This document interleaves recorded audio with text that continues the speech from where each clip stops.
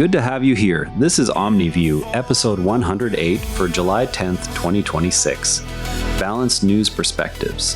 Here's the news, the perspectives, and the questions worth asking. Deadly wildfires in southern Spain have killed at least 11 people during record heat, underscoring immediate dangers to residents and travelers in affected regions. A fast-moving wildfire broke out near Bédar in the Almería region. 4 of the victims are believed to be British, and 19 others remain unaccounted for as the blaze spread during the country's second heat wave of the summer.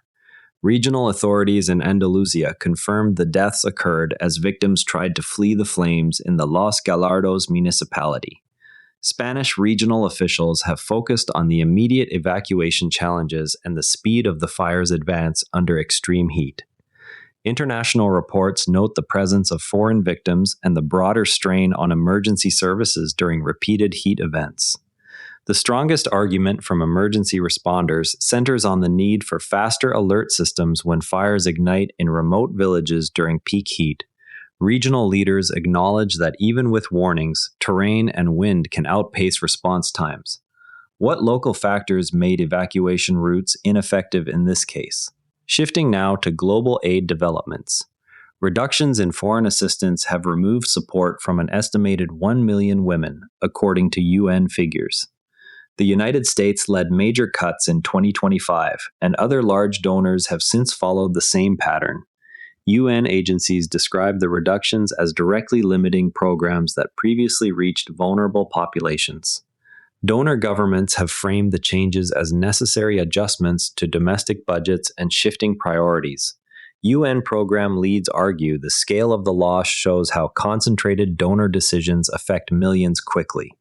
Major donor representatives maintain that reallocating resources can still meet core needs through more targeted channels. Which specific programs lost the largest shares of funding?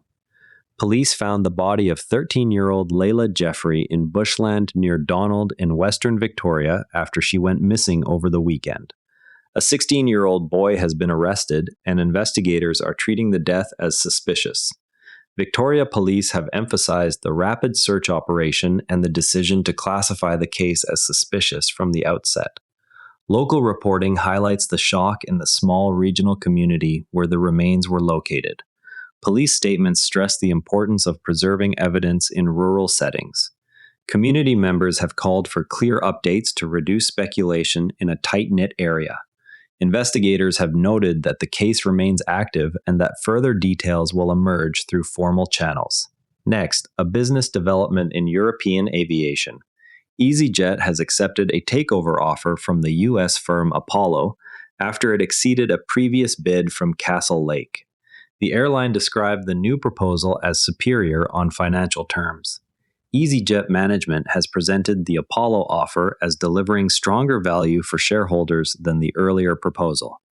Industry analysts note that U.S. private equity interest in European airlines has increased amid post-pandemic recovery. Company statements highlight the need to secure the best immediate return for investors. Potential buyers emphasize operational synergies that could follow a completed deal. What conditions are attached to the Apollo bid? Meanwhile, security concerns have arisen at a major sporting event. An intruder carrying a wrench entered the security perimeter at England's World Cup training base in Kansas City. Police responded to the breach at the hotel where the team has been staying during the tournament.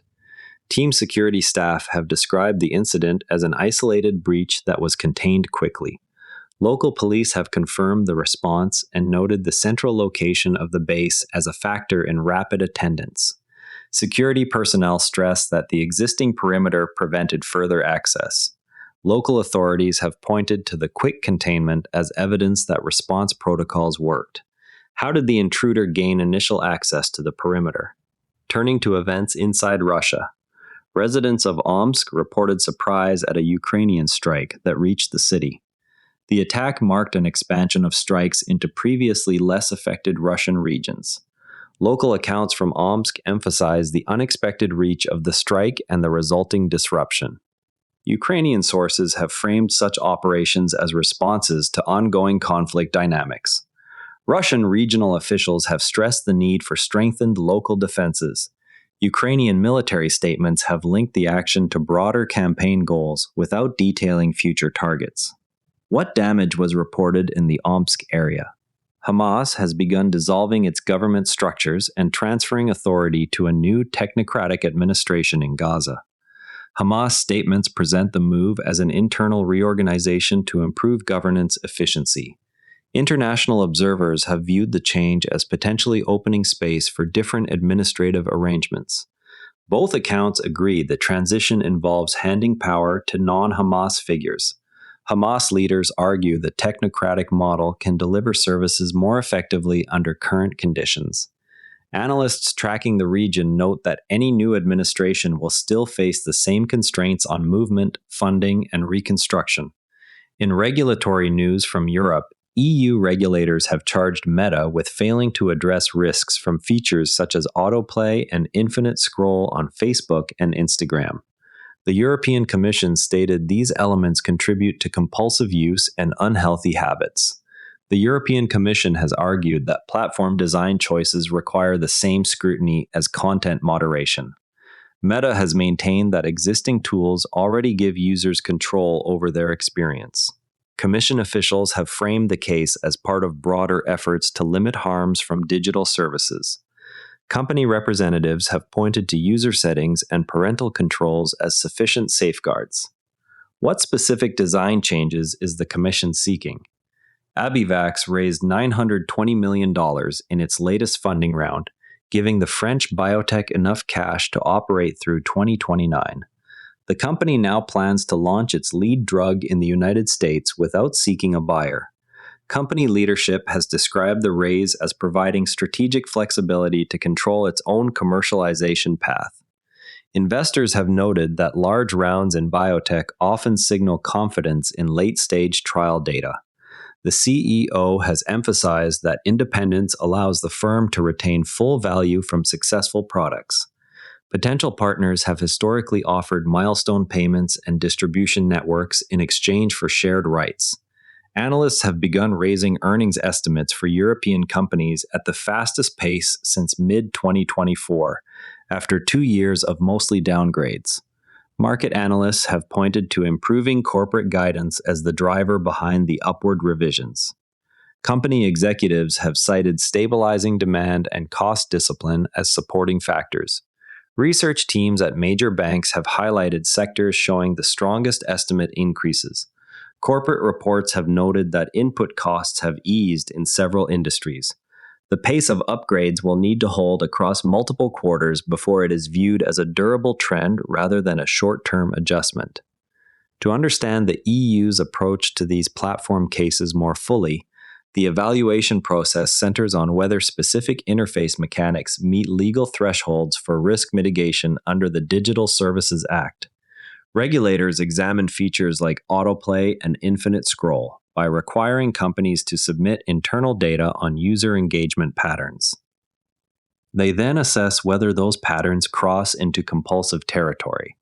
This evaluation draws on documented research into attention capture rather than user complaints alone. Next time you see a headline about platform design rules, ask what specific interface element is under review, what usage data has been examined, and which legal test is being applied. Coverage has highlighted ways in which following the World Cup can support mental well-being beyond simple entertainment. Psychologists have noted that shared viewing experiences can strengthen social connections during major tournaments. Broadcasters have emphasized the communal aspect of matches as a positive outlet. Mental health professionals have pointed to the structure of following a team as providing routine and focus. Event organizers have promoted the tournament as a unifying activity across diverse audiences. The extent of benefits likely varies by individual engagement level and access to viewing opportunities. Anne Widdecombe, the former MP and MEP who appeared on Strictly Come Dancing, has died at age 78. Tributes have come from public figures including Piers Morgan and Jeremy Vine. Colleagues from her political career have remembered her as a distinctive and outspoken voice in Parliament. Entertainment figures have highlighted her unexpected popularity on The Dance Show as broadening her public profile. Political obituaries have focused on her ministerial record and later MEP service. Television tributes have centered on her Strictly appearance as a moment of wider cultural recognition. Before we go, tomorrow watch for further details on regulatory reviews of the EasyJet takeover. That's OmniView. For full source links and more context, check out today's written briefing on the OmniView Summaries page. As always, compare outlets, look for primary documents, and separate what's known from what's assumed. If balanced perspectives are valuable to you, share this with a friend and subscribe wherever you listen. See you tomorrow. And if you'd rather watch than listen, find us on YouTube at NARA Network. Links in the show notes. And before you go, this show is part of the NARA Network, a family of daily podcasts on tech, science, and markets. Each one a short, sharp briefing you can finish on the commute. If today earned its place in your feed, here's your next listen. Environmental Intelligence, the Environment and Climate Policy Brief for Canada. Find every show, free, at naranetwork.com. Want the written briefing with source links?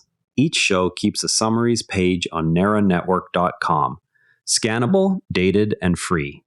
This episode used AI voice synthesis of my voice. Editorial selection and analysis are my own.